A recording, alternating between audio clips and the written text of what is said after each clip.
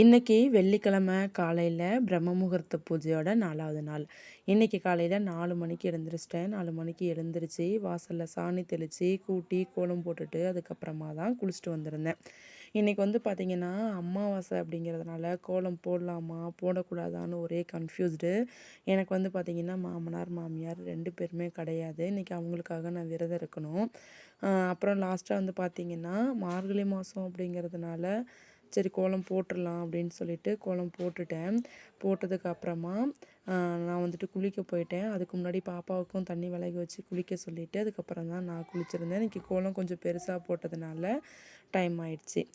நான் குளிக்க போனப்போ அவள் வந்து பார்த்திங்கன்னா சாமி படத்துக்கிட்டு இருந்த பழைய பூ, திரி இது எல்லாத்தையுமே மாற்றிட்டு எடுத்து வச்சுருந்தா. பூ திரி போட்டு எண்ணெய் ஊற்றி வச்சுருந்தா. நான் போயிட்டு கரெக்டாக விளக்கேற்றிட்டேன்.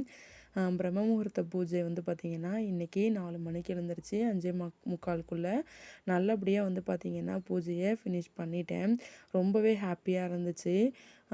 ரொம்ப நாளைக்கு அப்புறம் இப்போ தொடர்ந்து ஒரு 4 நாளாக பிரம்ம முகூர்த்த பூஜை பண்ணுறது அவ்வளோ ஒரு மனசுக்கு திருப்தியாக இருக்குது. வீட்டில் உள்ள வேலைகளும் பார்த்திங்கன்னா கடன்னு வேலைலாம் முடிஞ்சிடும். முன்ன வந்து பார்த்திங்கன்னா 5 மணிக்கு எழுந்திரிப்பேன். 5:30 5:45 இந்த மாதிரி எழுந்திரிச்சோன்னா ஒரு ஃபுல் டேவும் ஒர்க் இருக்கிற மாதிரி இருக்கும். ஆனால் இப்போ 4 மணிக்கு எழுந்திரிக்கிறதுனால என்னால் சாமியும் கும்பிட்டுட்டு வீட்டு வேலையும் ஃபினிஷ் பண்ணிக்கிறதுக்கு ரொம்பவே வந்து கம்ஃபர்டபுளாக இருக்குது. எனக்கான நேரமாகவும் நான் அதை கண்டிப்பாக நான் எடுத்துக்கிறேன். கொஞ்சம் நேரம் சாமியெல்லாம் கும்பிட்டுட்டு ஃப்ரீயாக உட்காந்து சாமிக்கிட்டேயே கந்த சஷ்டி கவசம் இந்த மாதிரிலாம் படிச்சுட்டு அதுக்கப்புறம் தான் என்னோடய ஒர்க்கை நான் ஸ்டார்ட் பண்ணுவேன்.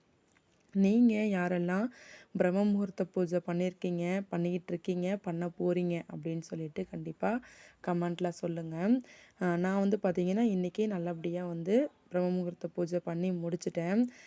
நீங்களும் நல்லபடியாக பிரம்ம முகூர்த்தம் பண்ணி முடிங்க. யார் யாரெல்லாம் பண்ணியிருக்கீங்களோ கண்டிப்பாக கமெண்ட்டில் சொல்லுங்கள்.